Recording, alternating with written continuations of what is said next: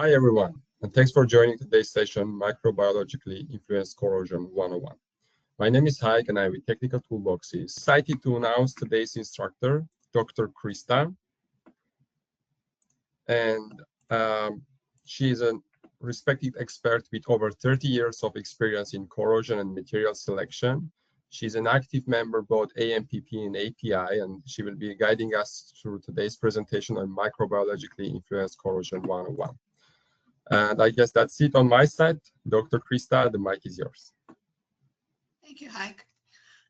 I want to thank everybody for being here. I especially want to thank my friends who are staying up late in order to listen to me from other parts of the world. This is a 101 course. We only have 45 minutes, so it is going to be fairly basic. We're going to go over the basics of why microbes cause corrosion. We're going to talk about detection and monitoring techniques. I've got a few field examples, and hopefully I won't talk so much that we don't get through all of them. And then some things to consider and some final thoughts. So I'm assuming that most of y'all are familiar with corrosion, and we're just going to talk about how the bacteria do it. But the first thing you have to understand is that it's not just bacteria that can cause problems. We have fungus, algae, archaea, and I can't even say this word right, prokaryote, that are other single-celled organisms that may or may not have the same respiratory functions that bacteria have that cause problems. So when you're looking at a problem, it may not necessarily be a bacteria that's causing, or if your testing is only aimed at bacteria, there might be something else that's present. And so, like, for example, fungus are typically an issue in diesel fuels, and they live kind of at the interface of whatever water is there and whatever fuel is present, and they generate organic acids. And so if you're doing testing, you definitely want to be looking at something that tests for fungus. Algae are slime-producing microbes. They can cause problems in other ways than bacteria. So it's just important to be aware that we talk about bacteria, but in a lot of cases, there's other organisms that exist. And the way that microbes actually cause the corrosion can vary significantly from the metal and the type of microbe. So acid-producing bacteria produce organic acids. These are things like acetate, vinegar. They're not super aggressive with respect to corrosion. What we usually consider to be the aggressive bacteria is the sulfate-reducing bacteria that produce sulfuric acid and H2S as part of their metabolic process. If you have slime-producing microbes, you can end up with differential aeration cells or under-deposit corrosion. The other thing to understand is that when we have all these microbes, they can also produce a microclimate. So you might have an oxygenated system, and SRBs, which are typically anaerobic, live in unoxygenated systems. Those other things that are present create a microclimate where the sulfate-reducing bacteria can thrive. Aerobic bacteria sometimes have been blamed for oxidizing iron. We've gone through lots of these are the bad bacteria slots over time, and so manganese oxidizing bacteria and iron oxidizing bacteria were blamed for a lot of the stainless steel problems that have been found. The other thing that's super important when you're looking at this from a corrosion perspective is that when you have these films, you've got all these different bacteria, but typically it's the cathodic reaction of corrosion that is your rate limiting reaction. And if you have something that depolarizes the cathode and sucks up whatever hydrogen is generated, you can end up with much higher corrosion rates. And so these hydrogen utilizing bacteria and archaea are the ones that actually end up helping us get those really high aggressive corrosion rates that we see in MIC problems. So I love this example. This is like from 2003 or 4 when I was a young engineer working in the refining space. And we had a refinery, and they had installed a reverse osmosis water system, and it was made out of 304 and 304, 304L piping. they'd heard all these stories about problems where people didn't drain things properly. And so they decided, well, let's hydrotest it and just leave the water there. And that way we won't have to worry about drainage. So they filled it up with water. They left it water filled for 3 weeks. 3 weeks into operation, they ended up having through a wall leaks. So if you do the math on a 6-inch Schedule 10 stainless steel, that assumes a corrosion rate of about 1,300 mils per year. That's pretty amazing. That's the shortest, most quick failure I've ever seen. At the same time, in another part of the world, they had installed some utility water piping. This was 4-inch, 0.213 inches thick. It had leaked after several months, and it was in a part of the world where information isn't necessarily great. So if you assume 3 months after startup, it was 850. If you assume 6 months, it was 430 mils per year. But it was quick.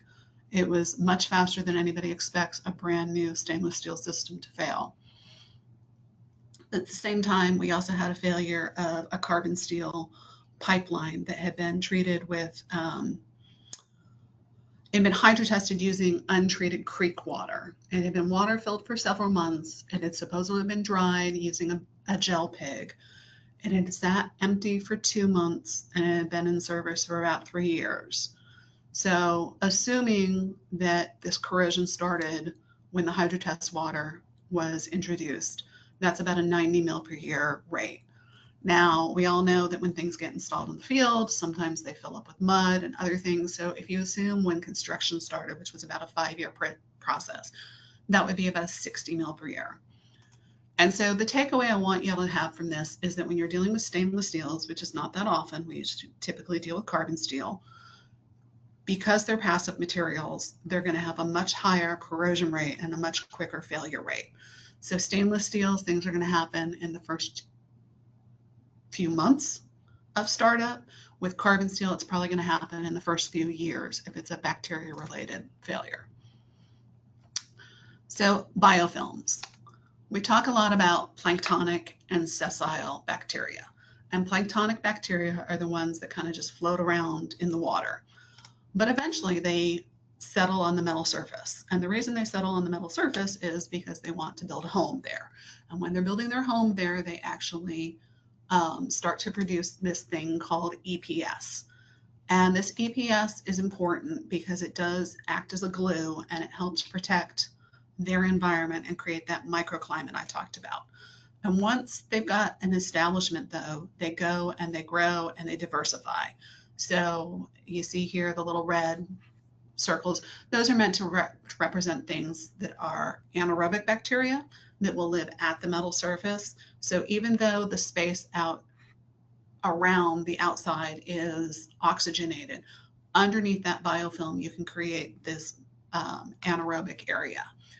And then as the colony matures, it's going to end up sloughing off and repeating this cycle.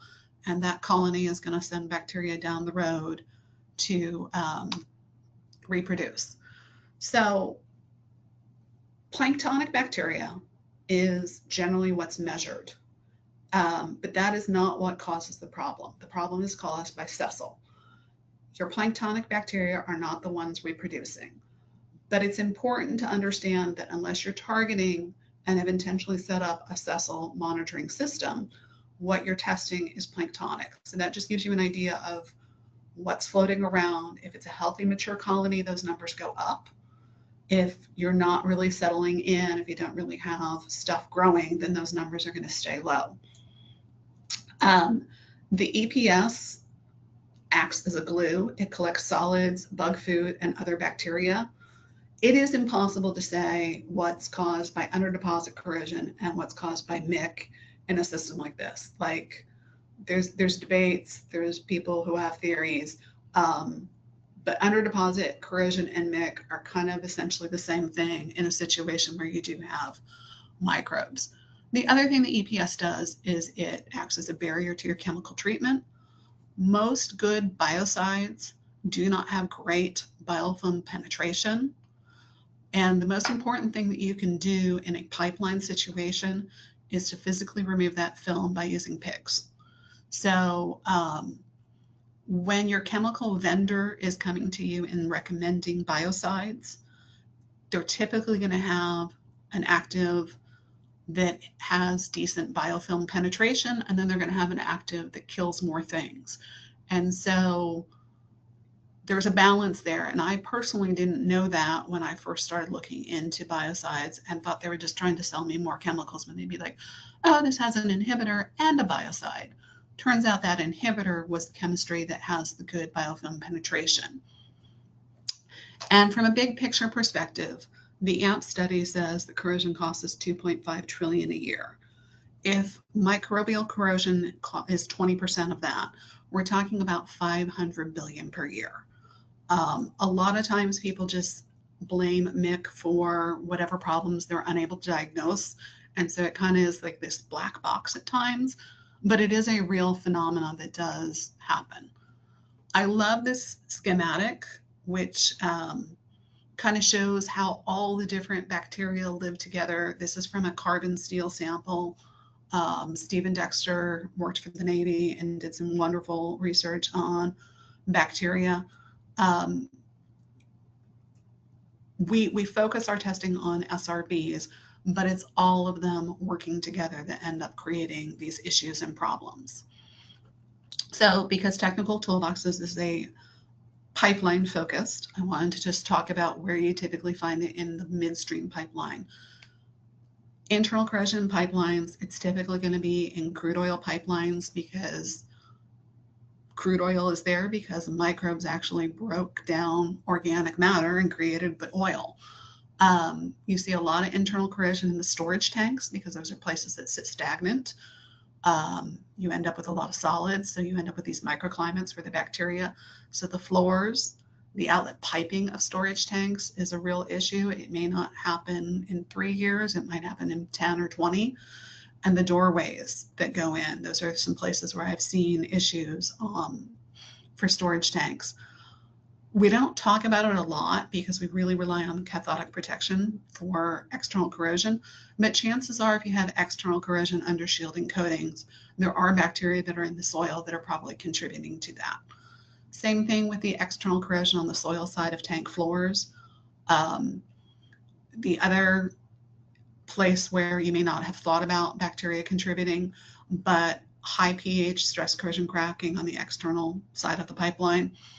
A lot of the carbonate bicarbonate that contributes to that is from the decay of organic matter in the soil. I personally have done a lot of work on internal corrosion related to hydro testing. So I used to work in the upstream space where we would do subsea projects where you'd lay things out and they'd sit on the seabed floor filled with seawater for a couple of years. And that kind of led me to doing a lot of pre-startup commissioning treatment work. Hydrotest water can come from a lot of different places. And this is just to kind of show you, people think of potable water as clean, good water with low bacteria. And I've had people tell me, well, bacteria couldn't cause this because the EPA testing showed no bacteria. Testing for water systems typically looks at, is that water safe for humans to drink it? Not necessarily is it safe for people to use it as hydrotest. So when you get your water tests, a lot of the time they are looking at a different source of bacteria. One of the worst things that you can do is use a fire water system from a refinery or chemical plant, a frac pond, or the produced water. Those things are typically full of bacteria, full of solids, full of organics that the bacteria can thrive on. So, you know, ideally, and it's not practical in a lot of cases, distilled water, steam condensate, demineralized water. If you're tied to a refinery, if you can get truly clean water from them, that's ideal. But a lot of cases, you just don't have access to that. So you're going to do the best you can with creek water or seawater.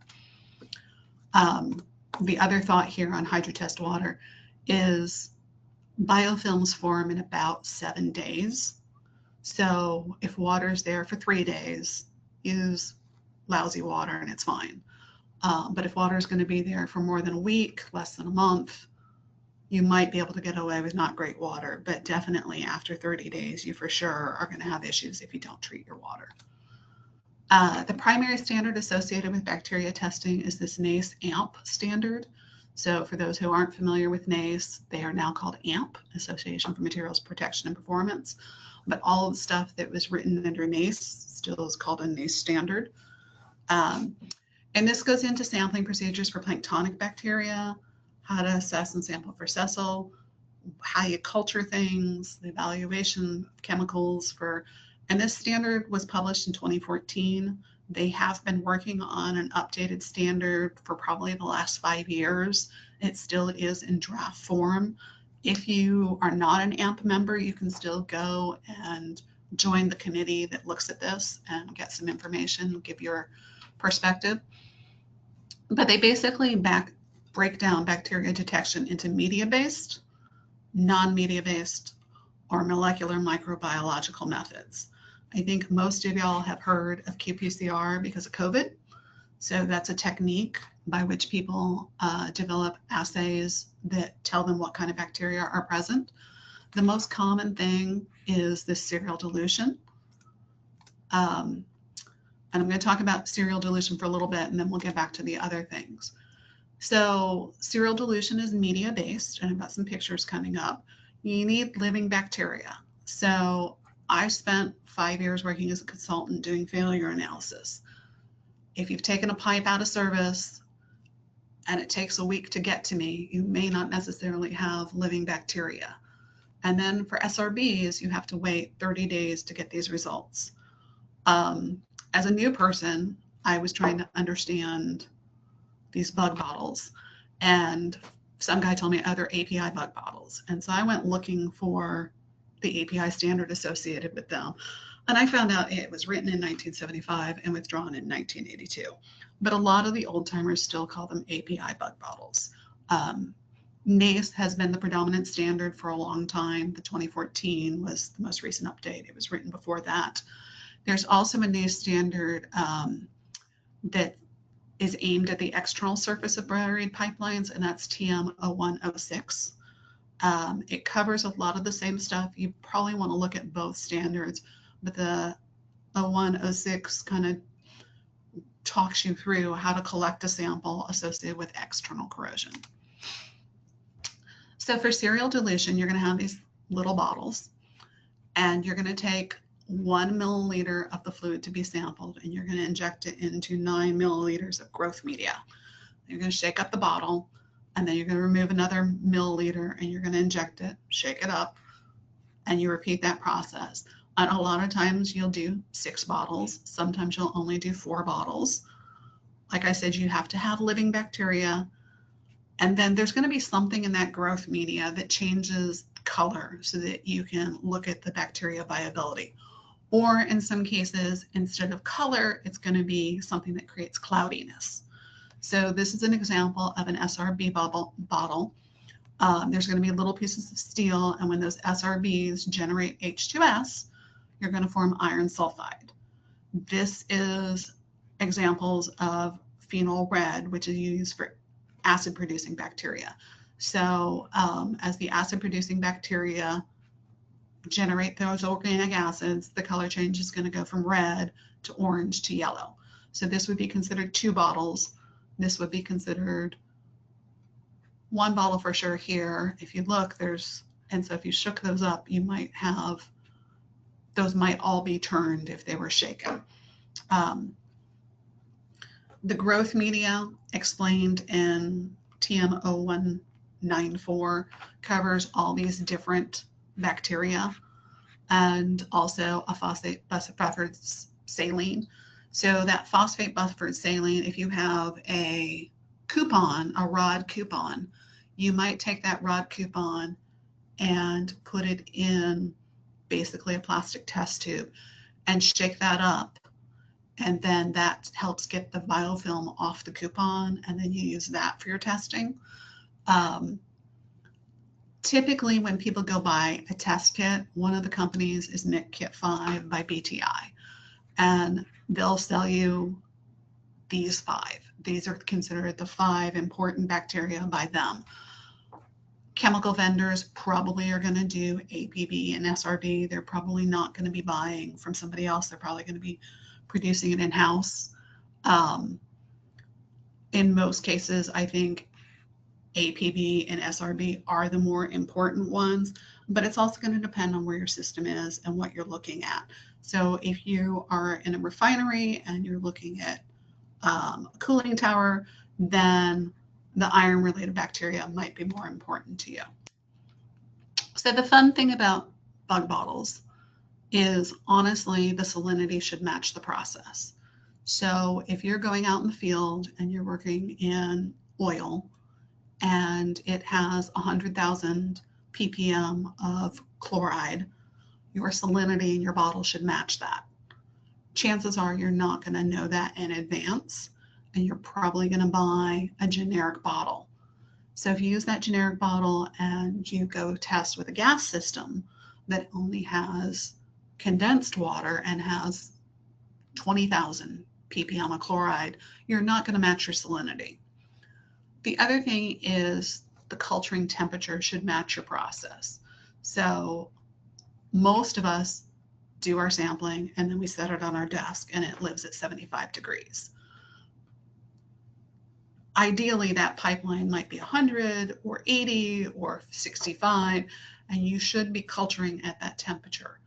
But a lot of us just don't have those ovens or refrigerators to do that. So we kind of do the best we can. The bug bottle should be inoculated on site in the field.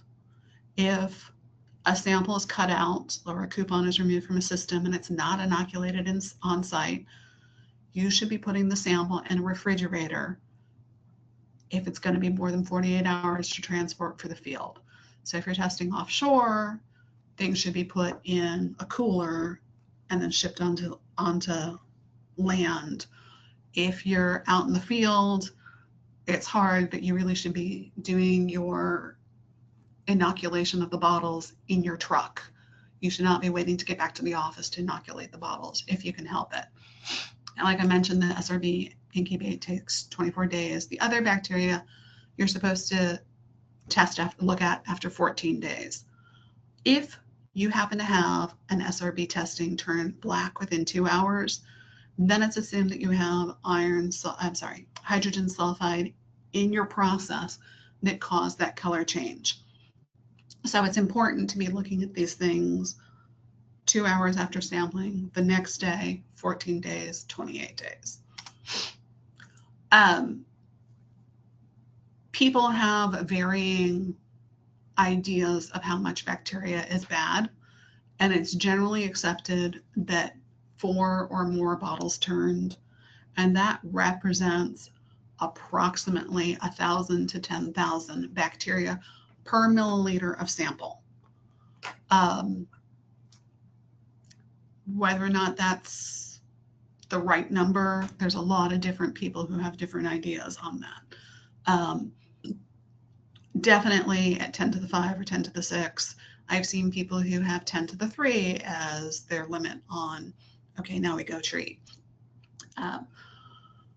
And then in 2008, I was sitting at the AMP conference and there was a paper presented and they made this statement that just blew my mind, that even though we're culturing these things, what we really know is that only 15% or less of the bacteria that are alive and present are culturable by these classic microbiological methods.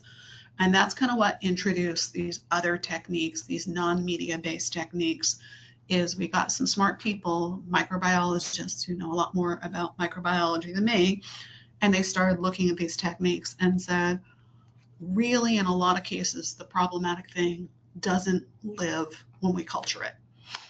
So this is just a quick example for some examples of things that you can do if you do have, this is meant to represent coupons. So you can have strip coupons that are on a plug holder, and then you can take one coupon out after 2 or 3 months, another coupon out after 6 months, another after 9 months. And so you can trend and have multiple things to see how your treatment does over time.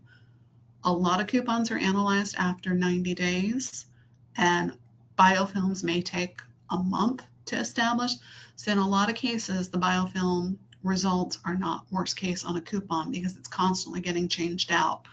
If you have something like this, where you can analyze the sessile biofilm that's been in there for more than 6 months, that's ideal. A lot of companies also make these side stream devices that have a little tiny disc-shaped coupon. And so you can have 5 or 10 or 20 little button type things to do sessile testing with. I'd love to have a picture of an actual device, but copyright rules can't do that. So like I said, there's been a movement away from non-media based field methods. And there's kind of 2 categories that I think of in my head. Things that look at a general population, and this would be things like ATP or an alternative newer technology, enzyme targeted assay, ETA. ATP is a molecule that's found in all living cells, including humans, and it gives a direct measure of biological concentration and health. So it doesn't tell you I've got more SRBs. It doesn't tell you that I've got more algae or fungus. It just tells you this is how much living stuff is in your system. The enzyme targeted assay, and I've got another slide that talks a little bit more about this. This is going to be only bacteria. So your biocide's probably addressing only bacteria. This will give you a better idea on that. Because SRBs have been blamed for most issues, there's also things that target sulfate-reducing bacteria. So APS is an enzyme that's unique to SRBs. And this is another one of those rapid test things. And then there's testing that identifies or targets hydrogen-utilizing bacteria. And again, this is something that, because hydrogen-utilizing bacteria do affect our corrosion rates, this would be a specialty type test that you'd want to do. So this is the definition for ATP, and I'm not even going to try to pronounce it because I'm not a microbiologist and I probably butcher it. But basically what happens is you end up with a bioluminescent reaction, and that's quantified there by this device that you have. It's a handheld device. You put some of your sample into a little test tube type shape thing. You shake it up with this enzyme, and then you expose that to light and it measures it. So ATP is produced by all living cells, and it degrades quickly upon death. It's important if your chemical vendor is using ATP, when you're looking at their kill studies, chances are the biocide isn't going to kill something immediately. It's going to kill something over hours. And then that ATP is also going to degrade. So you don't want to be testing something 5 minutes after you've applied a biocide. You want to be testing it hours, 24 hours afterwards. Like I mentioned, ATP does not distinguish between the types of bacteria. And we don't always need to know what the types of bacteria are. So if I'm looking at kill studies, what I need to know is that all the bacteria are dead, not which bacteria aren't dead. Unless I've had a problem, then I do want to look at something that does distinguish between the types. As I mentioned, it does not distinguish between all the types of living cells. There's also not a really good direct conversion of ATP concentrations to microbial concentrations. The vendors have done their best to be like, this is equivalent to 10 to the third. But if you start looking at it, it's a little awkward, and you really got to go deep into what they've used for their testing. Have they swabbed an area? Have they taken a millifluid? You know, it gets a little interesting when you really dig deep into it. This is great for trending and for looking at biocide efficacy. Just don't look at it immediately. Look at it 3 days later, 4 days later. The most common brand name I would say is Lumen Ultra. So this next technique is, I don't know that it's necessarily newer, but it's getting a lot of attention these days. And in this case, the brand name is Bactaquan. They are looking at a similar enzyme, but it's a different enzyme, and it's only present in bacteria. It's not present in fungus. It's not present in other things. They did a lot of work with the US EPA on verification for drinking water and got this approved as a great drinking water testing. In this case, you're going to take a sample, you're going to pass it through a filter, you're going to put that into an enzyme substrate, and then you're going to have a little handheld fluorometer. And because this does not detect dead bacteria, this is a lot better for your kill studies and a lot better for your biocide optimization. APS, if you've ever heard of rapid check or quick check, this is, I'm not going to say I thought I knew what company started this, but I'm not 100% positive, so I won't say. But basically, because SRBs take so long, a lot of people went out there to culture.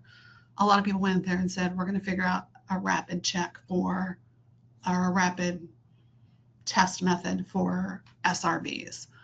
And the benefit of this is it's independent of salinity, temperature, and redox.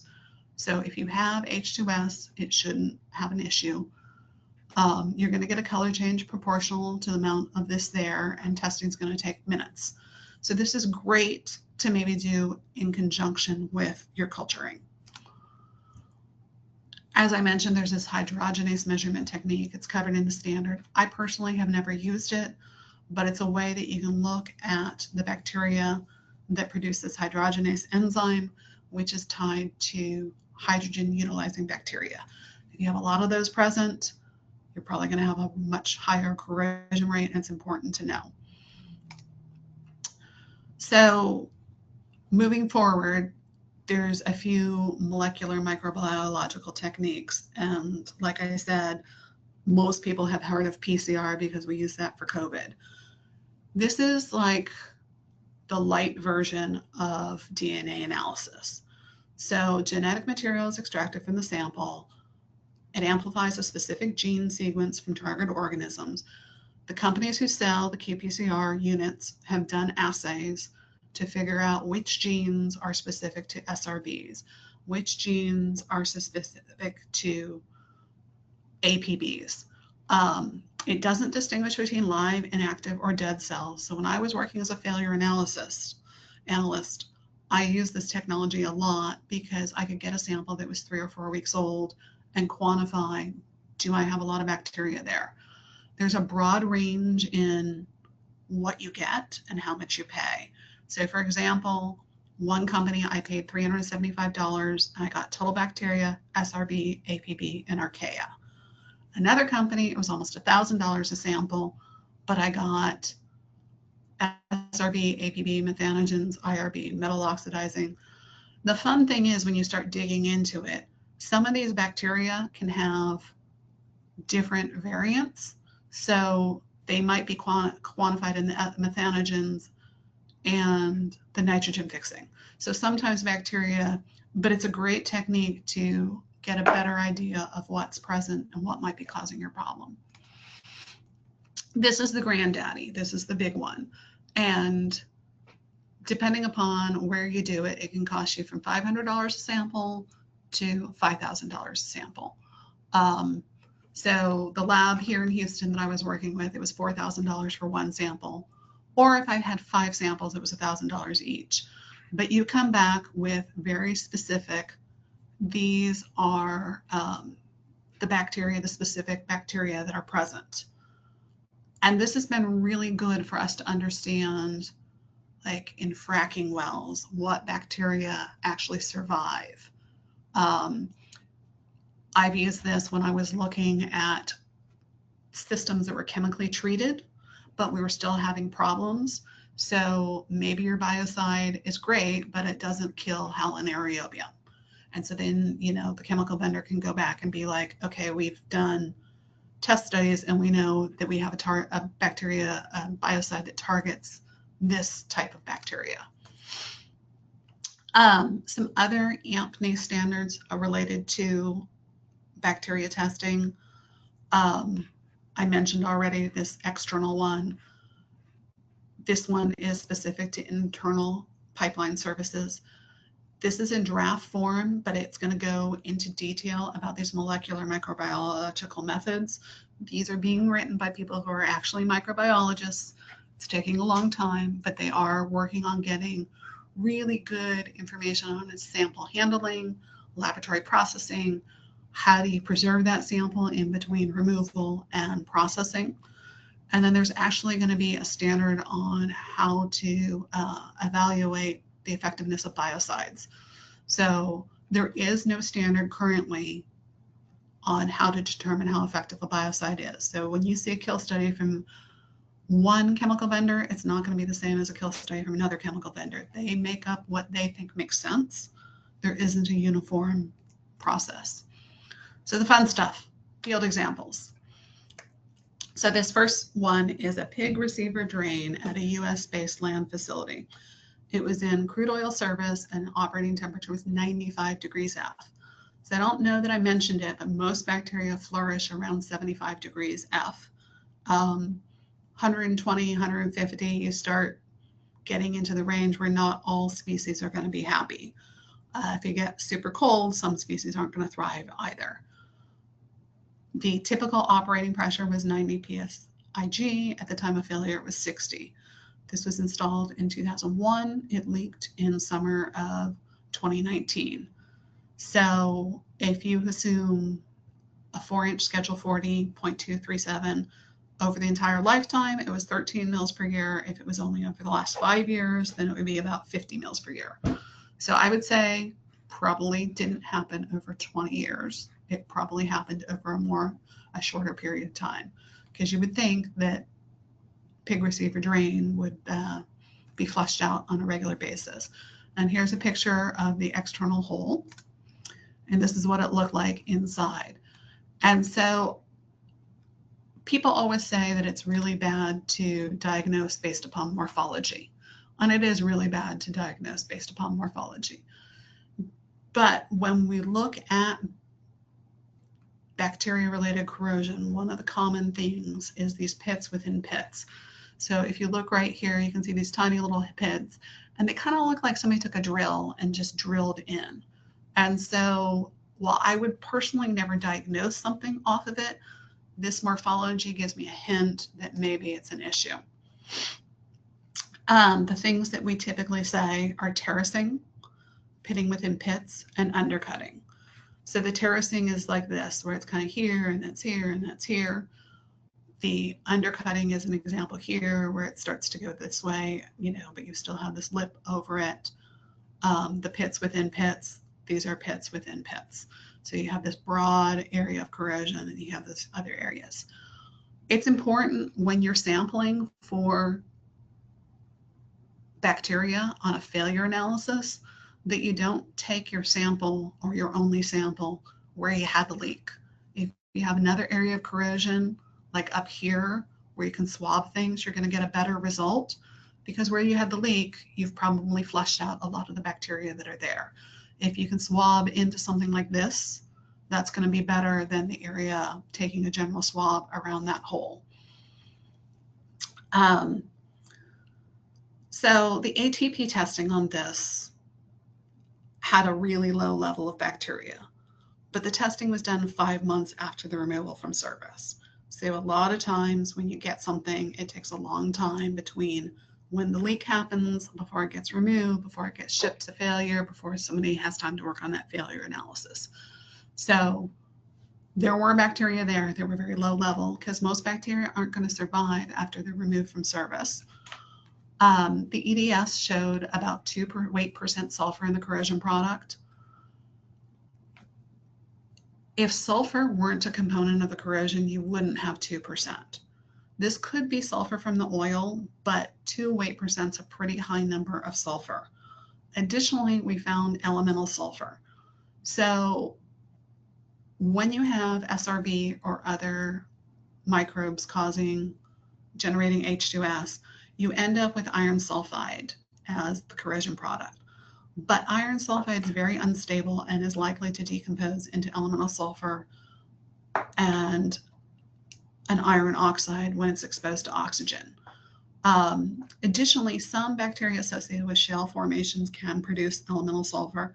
So if you see elemental sulfur and you don't think that you have an oxygen ingress problem, most likely it was an iron sulfide scale that was unstable. The other thing that you're going to use when diagnosing a failure like this is understanding the service. A pig launcher sits stagnant most of the time. Even if the pig launcher is a flow-through launcher, that drain is going to be stagnant. Water is going to separate out. It's going to be ambient temperature because it's not part of the flow-through because it's a drain. And that's going to be a prime condition for MIC. It's going to be stagnant. We're going to find MIC in a lot of the areas where we don't have flow. So our dead legs, our low flow, any drains, outlets, those things are where we find. The next one is from a land-based facility in San Antonio. And this was a relatively new tank farm. It was built in 2012.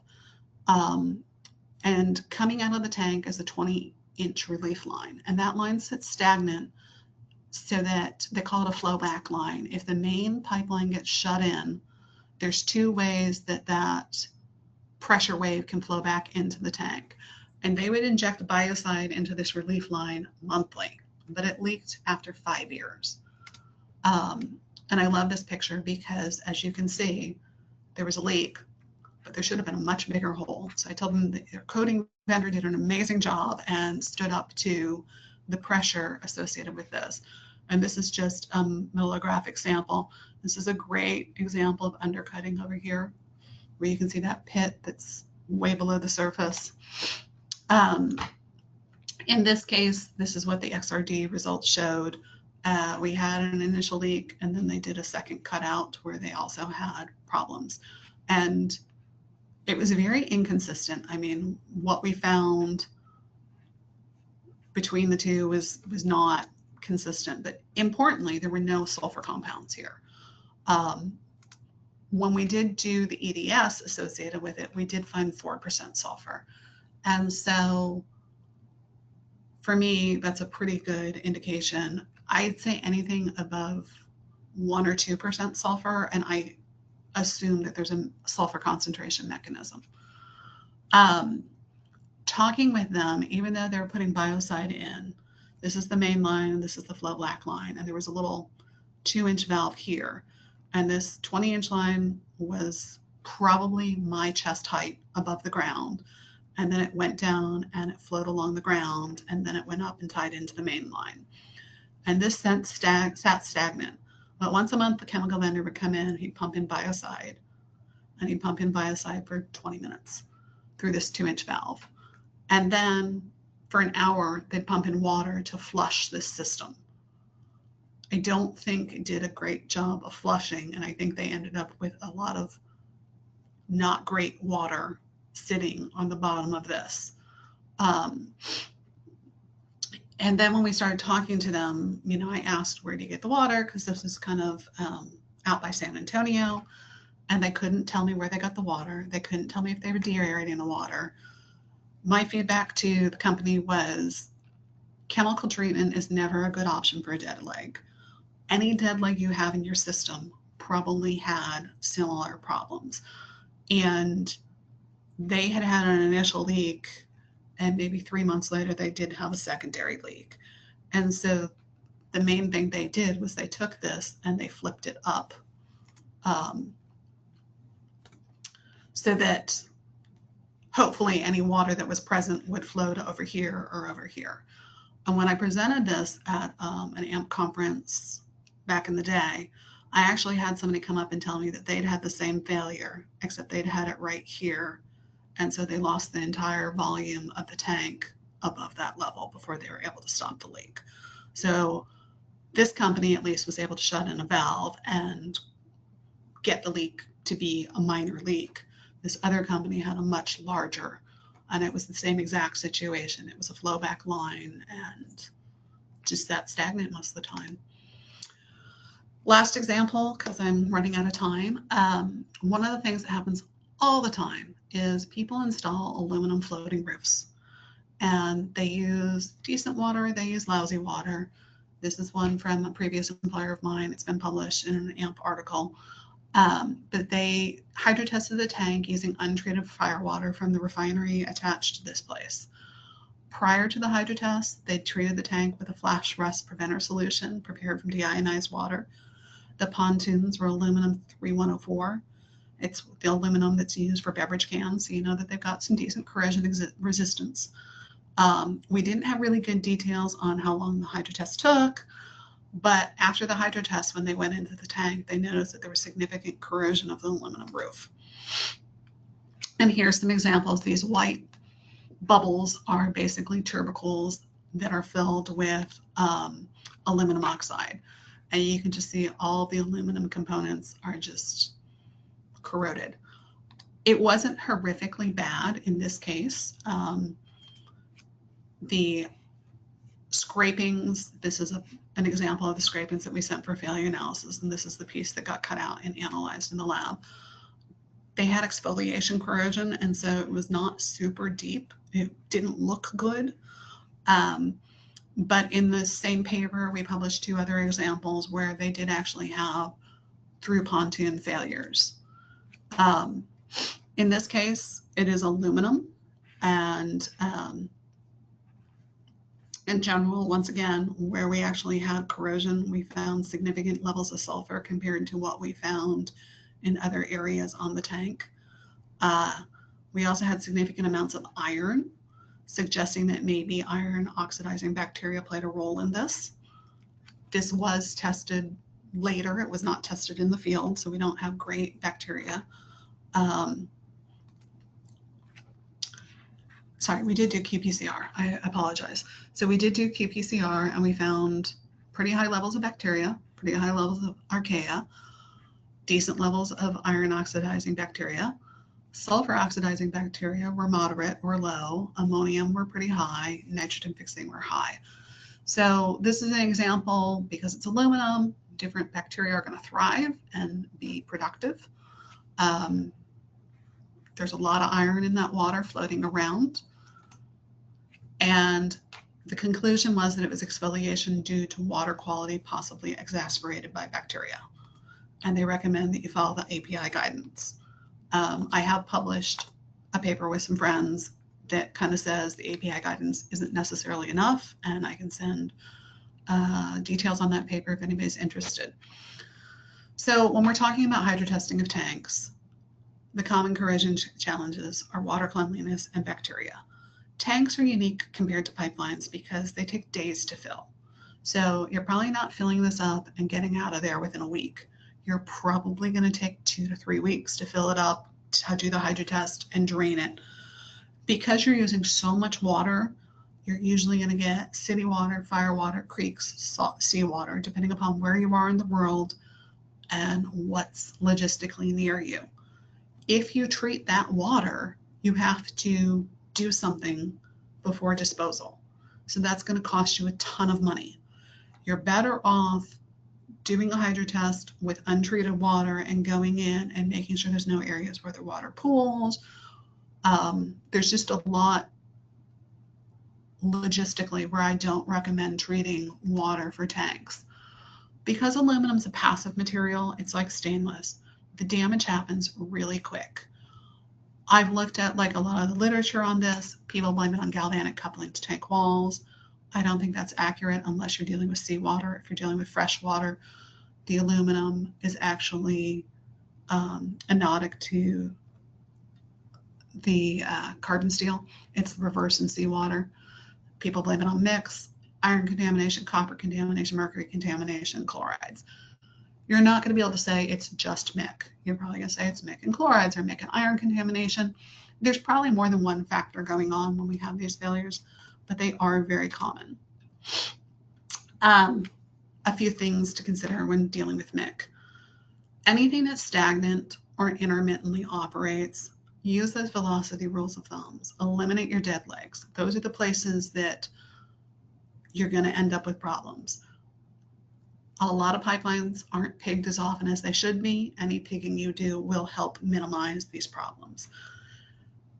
You need to look at contamination. One of the places I worked, they had a pipeline that ran to a refinery from a terminal on the coast.